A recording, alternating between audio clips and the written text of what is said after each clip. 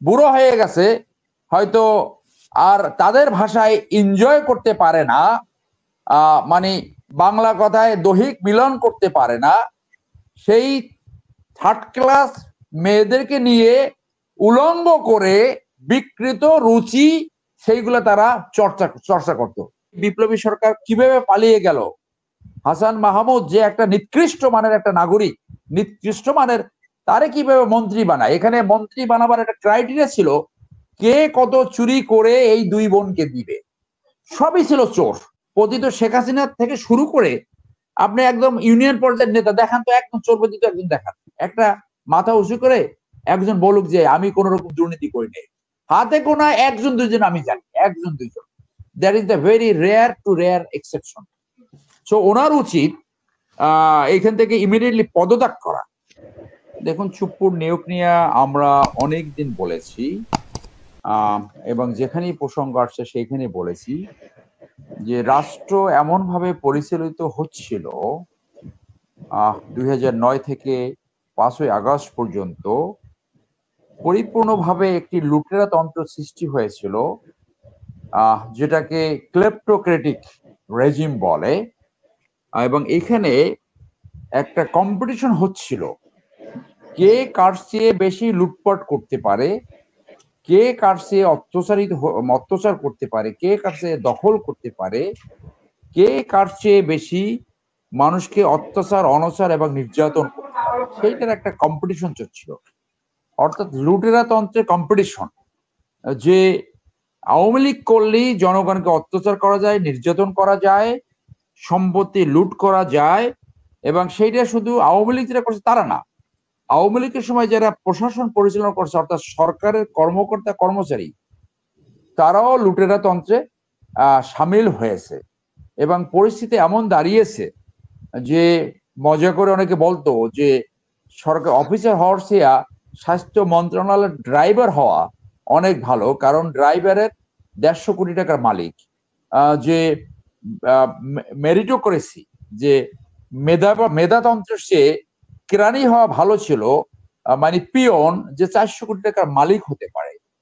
তো পৃথিবীর ইতিহাসে খুঁজে পাওয়া যাবে না এইভাবে একটি রাষ্ট্র চলে, টু দ্যাট এক্সটেন্ট যে একটি পতিতা নিয়ে পুলিশ প্রধান, আইজিপি এবং একটা ইন্টেলিজেন্স সংস্থা টানাটানি শুরু করে দিল যে এই পতিতা চতুর্থ শ্রেণীর নায়িকা কার নিয়ন্ত্রণে থাকবে, কে তাকে ভোগ করবে, এরকম। এবং একটা ভোগবাদিতা এমন পর্যায়ে চলে গেছিল যে এই পতিত আওয়ামী লীগের অনেক বুড়া নেতা, মানে বুড়ো হয়ে গেছে, হয়তো আর তাদের ভাষায় এনজয় করতে পারে না, মানে বাংলা কথায় দৈহিক মিলন করতে পারে না, সেই থার্ড ক্লাস মেয়েদেরকে নিয়ে উলঙ্গ করে বিকৃত রুচি সেইগুলো তারা চর্চা করত।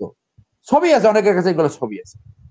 এই পরিপ্রেক্ষিতে রাষ্ট্রপতিকে যেভাবে নিয়োগ দেওয়া হয়েছিল এবং রাষ্ট্রপতির যে অ্যান্টিসিডেন্ট, পৃথিবীর যে কোনো দেশে পাবলিক পজিশনে কাউকে নিয়োগ করতে হলে অনেক আগে থেকে একটা পাবলিক বা ডিবেটের ব্যবস্থা করা হয়, পার্লামেন্ট বডিতে সেইগুলো ডিবেট করা হয় এবং মানুষের সামনে ওপেন করা হয় to have a public scrutiny.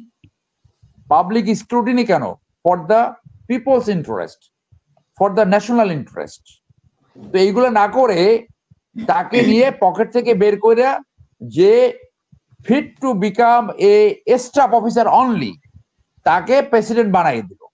মানে এই রাষ্ট্রের যে কালাকানুন, প্রতিষ্ঠিত সমস্ত নিয়ম কানুন তারা ভেঙে ফেলেছিল, যার জন্য আমরা অনেকবার বলেছি যে তার নামে সাবস্ট্যান্টিভ দুর্নীতির অভিযোগ রয়েছে, যেটা সে ইসলামিক ব্যাংকে থাকতে করেছে এবং দুর্নীতি দমনে থাকতে সে অনেক দুর্নীতিবাজকে ছাড় দিয়েছে টাকার বিনিময়ে, এবং সেই টাকার ভাগ এই পতিত দুই বোনের অ্যাকাউন্টে গিয়েছে এবং সে নিজেও ভাগ নিয়েছে।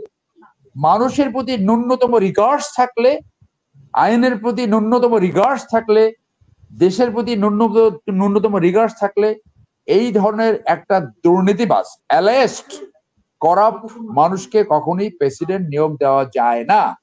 এবং এইগুলো করার কারণে এই লুটেরাতন্ত্র, এই প্রেসিডেন্ট নিয়োগ, দুষ্টের লালন, শিষ্টের দমন এবং এই ক্লেপ্টোক্রেসি, সেই জন্য যা হবার তাই হয়েছে এবং লক্ষণ দাসের মতো আওয়ামী লীগের পালিয়ে যেতে হয়েছে।